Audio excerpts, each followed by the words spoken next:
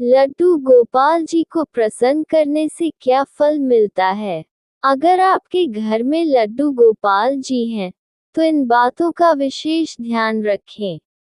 लोग अपने घरों में लड्डू गोपाल की स्थापना करते हैं। मुख्य रूप से जन्माष्टमी के शुभ अवसर पर लड्डू गोपाल का घर में आना शुभ माना जाता है। लड्डू गोपाल घर के मंदिर में स्थापित करने से घर में खुशहाली के साथ धन वैभव और ऐश्वर्य की प्राप्ति होती है।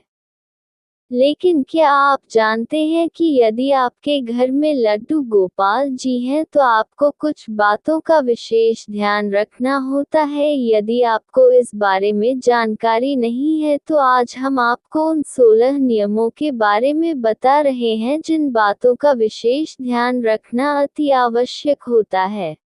1. सबसे पहले तो ये बात मन में बैठाना बहुत आवश्यक है कि जिस भी घर में लड्डू गोपाल जी का प्रवेश हो जाता है वह घर लड्डू गोपाल जी का हो जाता है, इसलिए मेरा घर का भाव मन से समाप्त होना चाहिए, अब वह लड्डू गोपाल जी का घर है। 2. दूसरी विशेष बात ये कि लड्डू गोपाल जी अब आपके परिवार के सदस्य है। सत्य तो यह है कि अब आपका परिवार लड्डू गोपाल जी का परिवार है। अतः लड्डू गोपाल जी को परिवार के एक सम्मानित सदस्य का स्थान प्रदान किया जाए। 3. परिवार के सदस्य की आवश्यकताओं के अनुसार ही लड्डू गोपाल जी की हर एक आवश्यकता का ध्यान रखा जाए। 4. एक विशेष बात ये कि लड्डू गोपाल जी किसी विशेष ताम झाम के नहीं, आपके प्रेम और आपके भाव के भूखे हैं, अतः उनको जितना प्रेम जितना भाव अर्पित किया जाता है वह उतने आपके अपने होते हैं। 5. प्रतिदिन प्रातः लड्डू जी को स्नान अवश्य कराएं, किंतु स्नान कराने के लिए इस बात का विशेष ध्यान रखें कि जिस प्रकार घर का कोई सदस्य सर्दी में गर्म पानी व गर्मी में ठंडे पानी से स्नान करता है, उसी प्रकार से लड्डू गोपाल जी के स्नान के लिए मौसम के अनुसार पानी का चयन करें। स्नान के बाद प्रतिदिन स्वच्छ वस्त्र पहनाएं। 6. जिस प्रकार आपको भूख लगती है उसी प्रकार लड्डू गोपाल जी को भी भूख लगती है, अतः उनके भोजन का ध्यान रखें। भोजन के अतिरिक्त सुबह का नाश्ता और शाम के चाय नाश्ते आदि का भी ध्यान रखें। 7. घर में कोई भी खाने की वस्तु आए लड्डू गोपाल जी को हिस्सा भी उसमें अवश्य होना चाहिए। 8.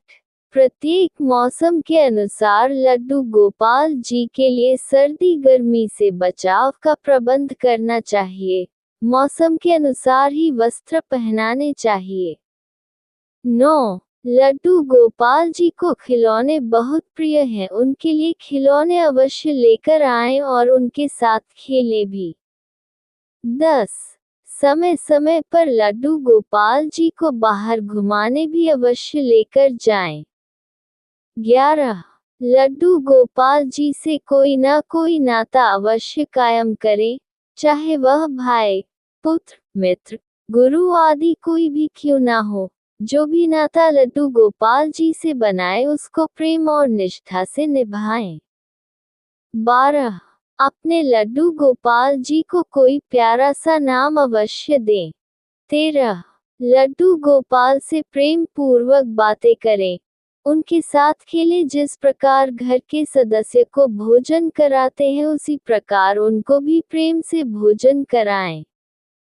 पहले लड्डू गोपाल को भोजन कराएं, उसके बाद स्वयं भोजन करें।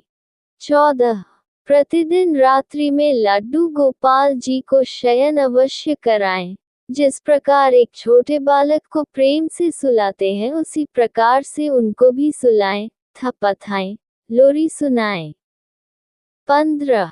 प्रतिदिन प्रातः प्रेम पूर्वक पुकार कर उनको जगाएं। 16.